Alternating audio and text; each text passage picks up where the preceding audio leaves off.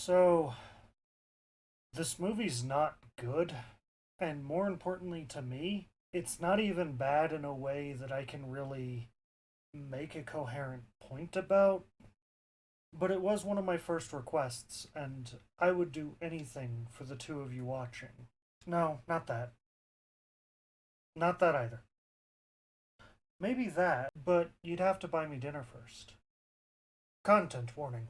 This video will contain references to military actions, violence, politics, and people inexplicably finding Matthew Broderick attractive.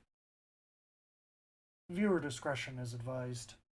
This will contain spoilers for the 1998 Godzilla movie, but for the life of me, who cares?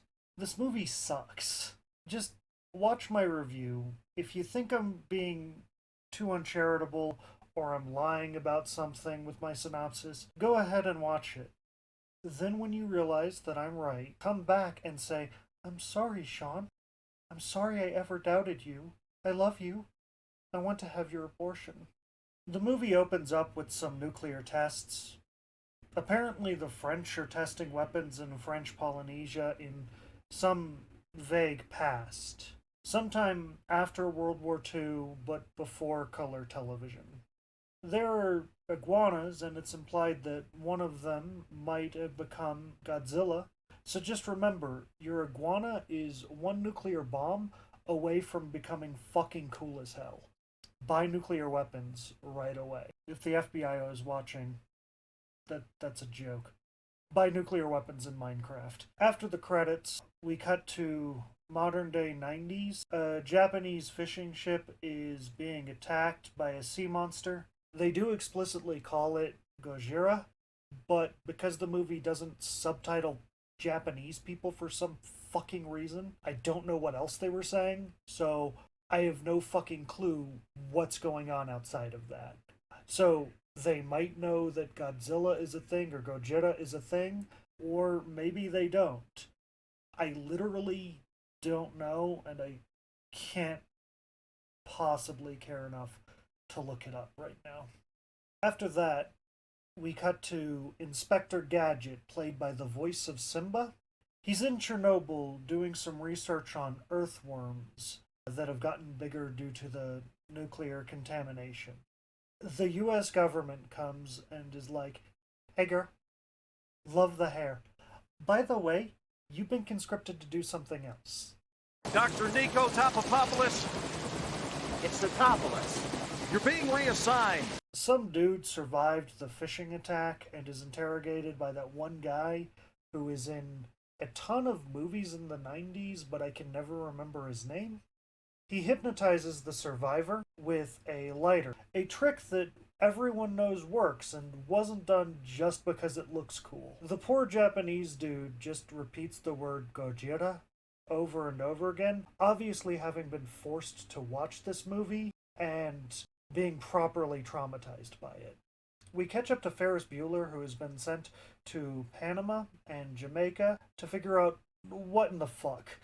We meet a redheaded biologist who is like, hey, you're cute but useless. I told them this is not your field, but they never listened to genius. Nick, this is Elsie Chapman of the National Institute of Paleontology. She's your boss. Those were footprints, right? Yes, they were.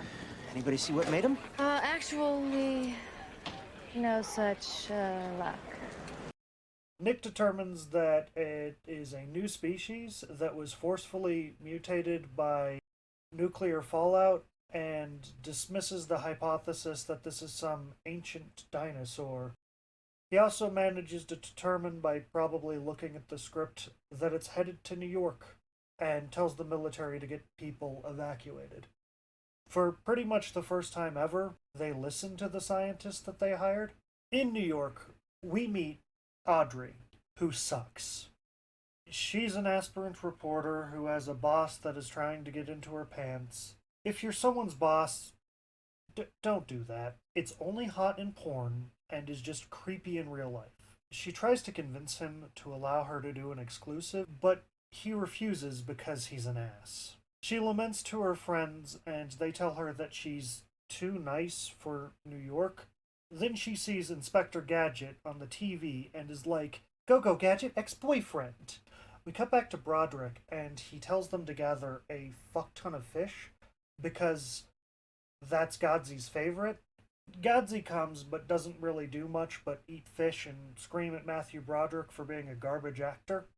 Using all of his acting ability, Simba stares at the camera, confused and bewildered as to why he's getting paid for this. The military tries to kill Godzilla, but Godzilla entered the Konami code shortly before this and is invincible.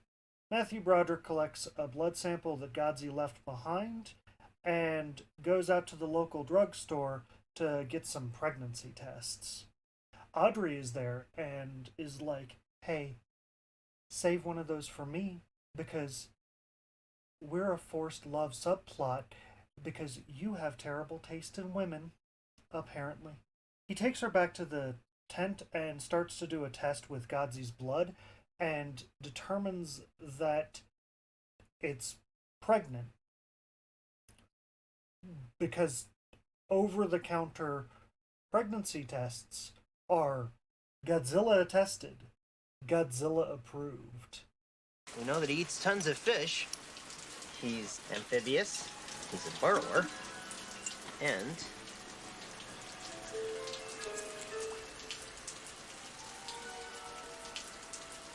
he's pregnant. I mean, obviously, these tests weren't designed for this, but fundamentally, they look for the same hormonal patterns to indicate pregnancy. Apparently. God, this movie is stupid. Audrey decides that if she's going to be a real reporter, she has to be an asshole like her boss. But instead of doing sexual harassment, she just steals one of the tapes that her boy left around because he's an idiot. She cuts together a report and sends it off, but her boss recuts it because he's just a piece of shit. The military finds out that Matthew Broderick was in B-Movie and tells him that he needs to get the fuck out, presumably because B-Movie is a better movie than this one. Say something. You like jazz?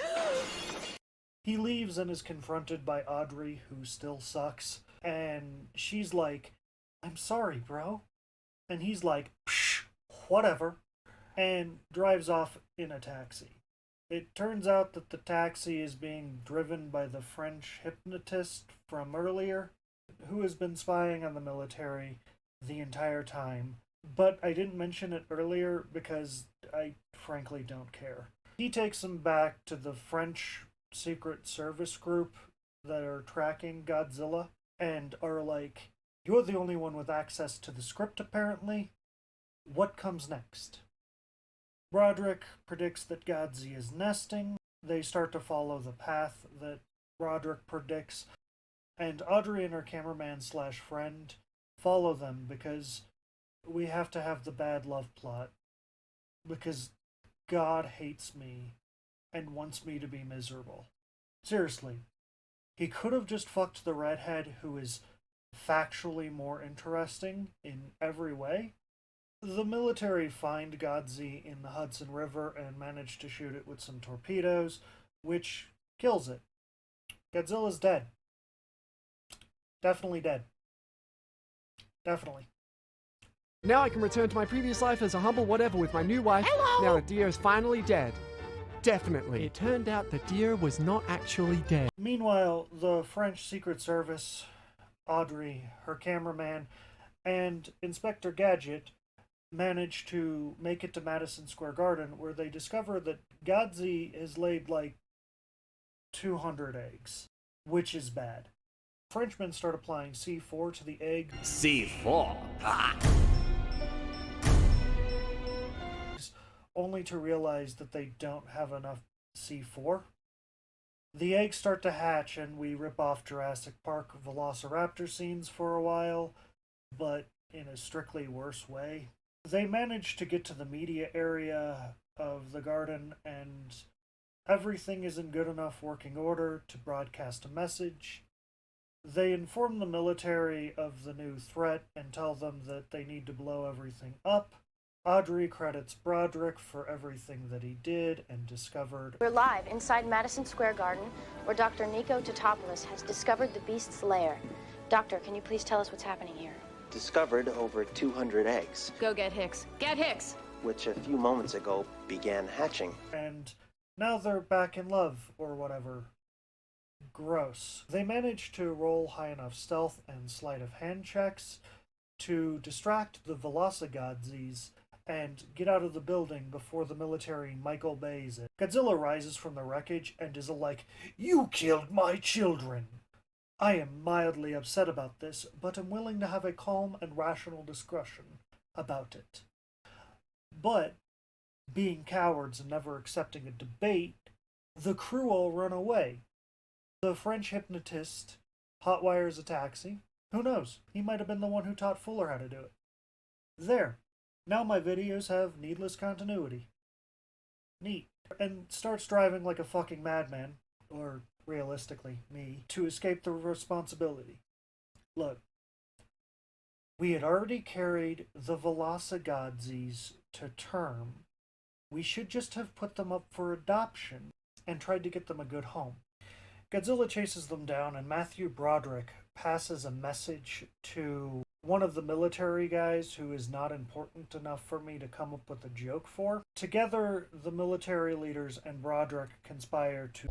We kill the Batman. I mean Godzilla. Kill Godzilla. That makes a lot more sense. Ordinarily, they could just force Godzilla to watch The Village on repeat until it died of boredom, but that movie doesn't come out for a few more years, so instead they settle for leading it to the Brooklyn Bridge and firing a bunch of Michael Bays at it. Godzilla dies, and we reveal that there is one unhatched egg left behind. Dun dun dun! Also, like, Audrey quits and she has enough street cred to be a real reporter. The redheaded biologist kisses someone she doesn't like in celebration and then laments that it wasn't Matthew Broderick because she has terrible taste in men. And I guess Audrey and Ferris Bueller are together now. Gross.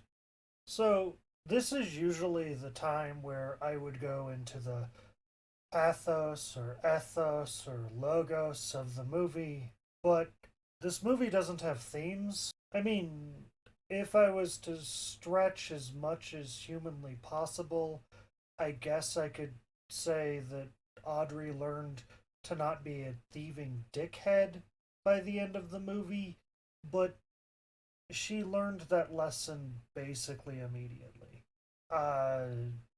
Maybe make sure that there are no iguana eggs when testing nuclear weapons. Wait, I got it.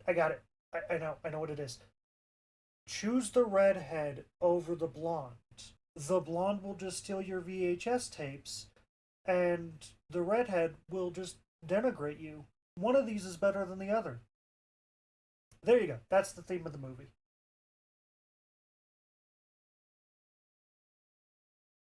That's it.